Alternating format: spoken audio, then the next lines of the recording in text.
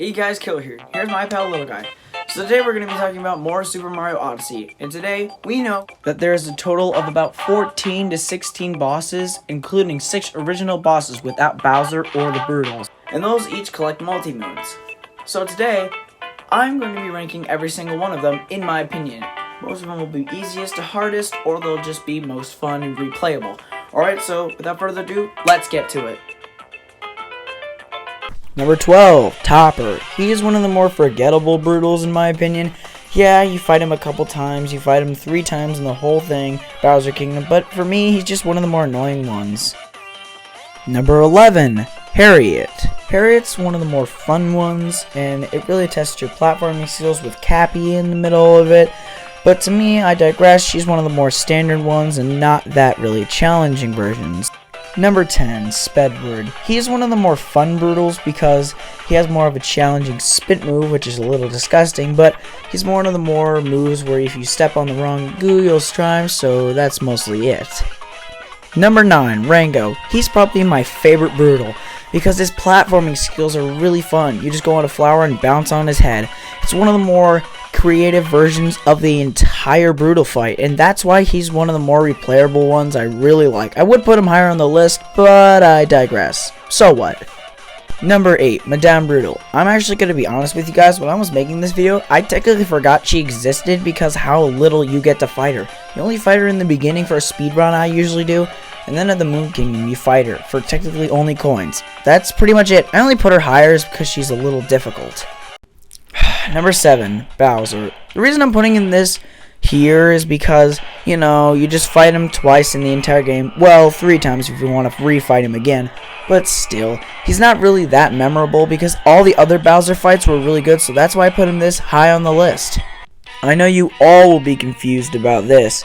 Yeah, I know I've heard people say they like the Mecha Wiggler, but I just don't feel the really fun in controlling the Sherm really well.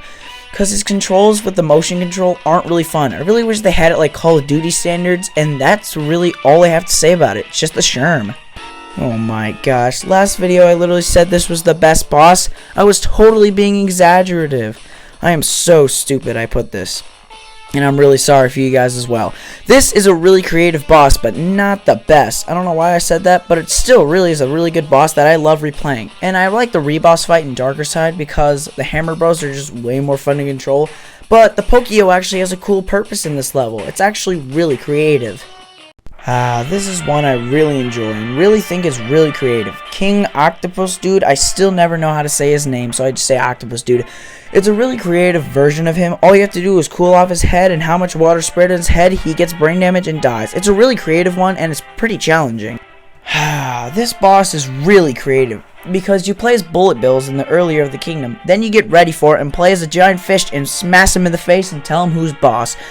This was such a difficult process to do because I didn't know which one to choose because this is so creative, and the reboss fight is also way more challenging. That's why I enjoy this one so much.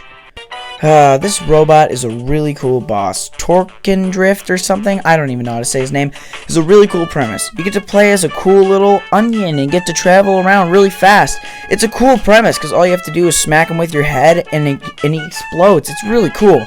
And I understand why people love this one so much. It's super original and it tests your platforming skills with this little onion very much.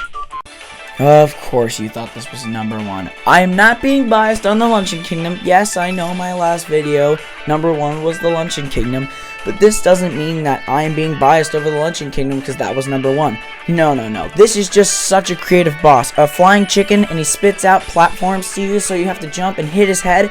It's a really cool premise. It's like the most creative thing I've ever seen in a Mario game. That's why I love this one so much. Because the platforming and vast distractions of you trying to get coins and hearts is really fun and challenging. And that's why I love this one so much. And thank you guys so much for watching this video. This was really hard to make, and I really hope you appreciate. Comment and like, and please comment actually and like and subscribe. It'll really help the channel a lot. And thank you so much.